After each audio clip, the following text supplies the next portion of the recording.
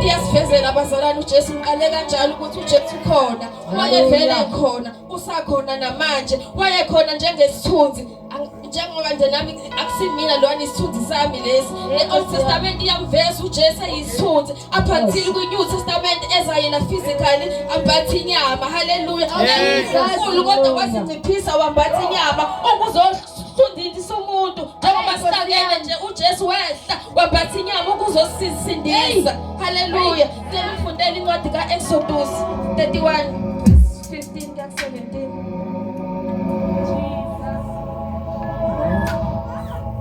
Incwadi ka-Exodus 31 chapter number 31 verse 15 ka 17 15. Amen. Izinsuku eziyisithupha kosetshenzwa kepha ngosuku lwesikhombisa kuyisabatha lokuphumula. Lingcwele kuJehova. Bonke abasebenza umsebenzi ngosuku lwesabatha bayakubulawa nokubulawa. Ngalokho abakwa-Israyeli bayakuligcina isabatha balilonde ezizukulwaneni zabo libe isivumelwano esiphakade. Lilu Amen. This is uNkulunkulu lapha nade ngiqale khona kuJenesis. uNkulunkulu wadala izulu nomhlaba kwaze kwahamba wayophumula ngosuku lwesikhombisa. Wabiza lolo kwaze wathi ngosuku lesikhombisa uyaphumula lolo suku labiza ngesabatha. Khumbula ngithe mina uma ufunda fanele yonke into ubone umbono uJesu. Ngalolo suku wathi usuku lokuphumula sikuthi umuntu angenzi lutho ukuthi umuntu ahlale adumise uNkulunkulu. Ngicela ukufundela incwadi kaKolose chapter 2 verse 16 ke 17. Verse number 16. Yes. Ngakho makungabikho umuntu onilahla ngokudla nesiphuzo noma ngemikhosi. Ngakho makungabikho umuntu onilahla ngokudla nesiphuzo noma ngemikhosi noma ukwethwasa kwenyanga noma amasabatha.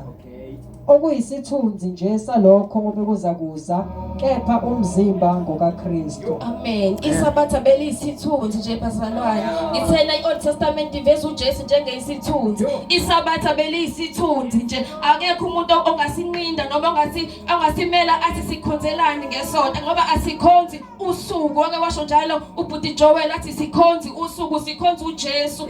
uJesu yena isabatha lethu. uJesu uyena esiphumula kuye. uNkulunkulu wayiveza lokho ukuthi kukhona isikhathi lapho athola khona ukuphumula. Ukuphumula sikuthola kuJesu. Akusikutholi isabatha eyinqabelo. Impumulo siyithola kuJesu. Elithi uNkulunkulu wozani kimi nina lonke enikhathele nenisindayo ngizoniphumuza. Ukuphumula kutholakala kuJesu. Akutholakali kusuku.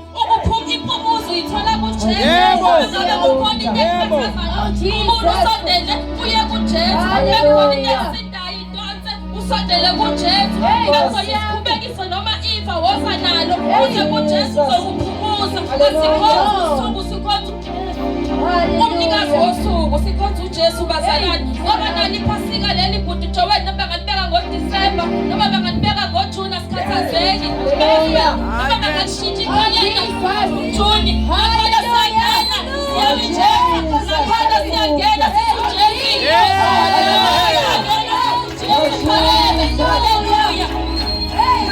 Hallelujah.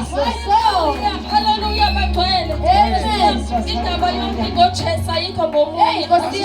Indaba yonke ngoJesu yikho ngomunye.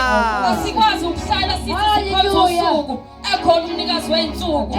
Asikwazi sifanele uze nakho kuJesu. Fanele uze nakho ngiyazi abangakhona abahlezi besibuza ukuthi hawu libe ngo-April libe ngo-March asikhathazeki ngoJune nje sibekele ngoJune nakhona siyamphakamise ngoba asikwazi ukulimithiwa yikhalenda. Thina sinama-wash out 2 sinaleli lala emhlabeni sinaleli la Jesus elithi uma ngabe ubona amanyala encithakala emendaweni engcele ubuka ukuthi isikhathi sini. Okusho ukuthi iBhayibheli linesikhathi. So asikwazi noma unamaphosa akayishintsha ikhalenda asikhathazeki. Asikhathazeki anela ngalibeka ngoDisemba nakhona sizokwenza ngokusenzile.